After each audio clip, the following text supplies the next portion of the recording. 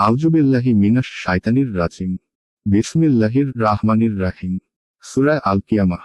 আয়াত 1। আমি শপথ করছি কিয়ামত দিবসের। আয়াতের তাফসীর।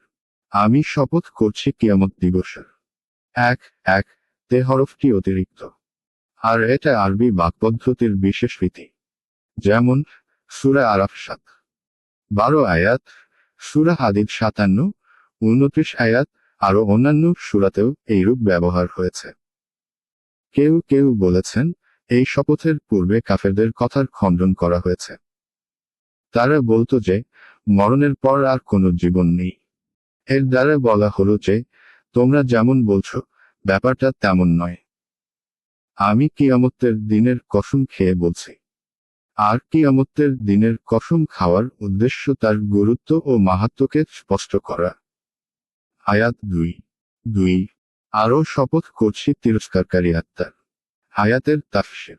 আমি শপথ করছি তিরস্কারকারী আত্মার।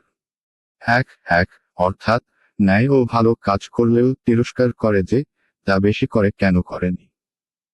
আর অন্যায় ও মন্দ কাজ করলেও তিরস্কার করে যে, তা থেকে কেন বিরত থাকেনি।